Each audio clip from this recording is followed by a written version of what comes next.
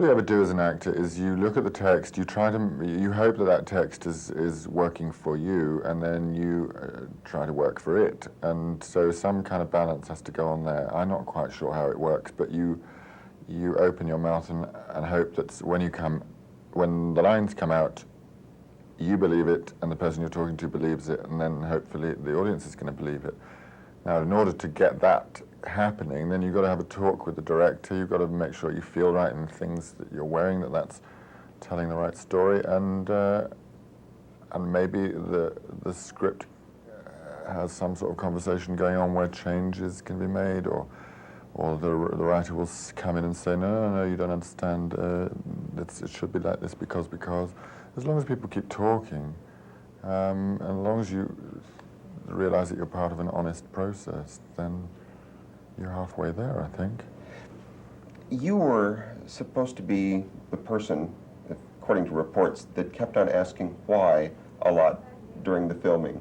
Does that come from your training as a theatrical actor? Is it that the training from England? Does that come from, where's the source of asking the whys and being so insistent about finding that out? Well, it is really my English theatre background, and specifically the work, I suppose, that I've done over the last 6 or 7 years in contemporary drama, where you're doing a play for the first time. And as I was saying earlier on, when you ask why, you just narrow your terms of reference. It's just a way of getting to the point, being specific, being accurate. If you're specific and accurate, then an energy is created. If you're being woolly, then there's nothing, the audience doesn't know where to zone in, and nothing's really coming from a very strong source. You can sound like an actor, you can make a line, but you can't make it ring unless it's informed by all sorts of background. Yeah. What advice?